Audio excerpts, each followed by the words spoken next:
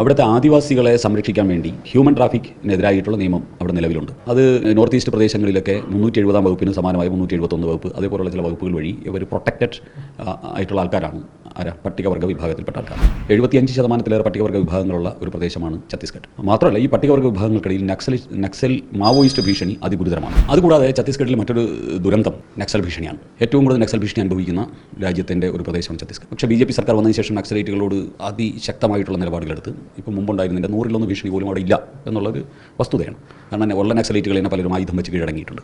അപ്പോൾ അതുകൊണ്ട് അങ്ങനെയുള്ള വളരെ സെൻസിറ്റീവായിട്ടുള്ളൊരു പ്രദേശമാണ് ഛത്തീസ്ഗഡ്. അപ്പോൾ അവിടെ ഒരു FIS ഒരു ഇൻഫർമേഷൻ ഒരു സ്റ്റേറ്റ്മെൻറ്റ് കിട്ടിയാൽ, ഒരു ക്രൈം നടന്നു എന്നൊരു സ്റ്റേറ്റ്മെൻറ്റ് കിട്ടിയാൽ കേരളത്തിലാണെങ്കിലും ബംഗാളിലാണെങ്കിലും ഛത്തീസ്ഗഡിലാണെങ്കിലും അതിൻ്റെ പേരിലൊരു FIR ഉണ്ടാവും. ആ FIR അവിടെ വന്നു എന്നതിനപ്പുറം അതിൽ വേറെ ദുരൂഹതയോ ഗൂഢാലോചനയോ ഇല്ല. അതൊരു വസ്തുതയാണ്. പിന്നെ ഈ വന്ന നമ്മുടെ കന്യാസ്ത്രീകൾക്ക് അവിടെ നിന്ന് മനുഷ്യരെ ഇതുപോലെയുള്ള ജോലിക്ക് കൊണ്ടുപോകാൻ വേണ്ടിയുള്ള അവരുടെ പോർട്ടലിൽ രജിസ്റ്റർ ചെയ്യപ്പെട്ടിരുന്നില്ല എന്നുള്ളതും ഒരു കുറവായിരുന്നു. അവർക്ക് കൊണ്ടുപോകാനുള്ള ഒരു രജിസ്ട്രേഷൻ അവിടെ ഉണ്ട്.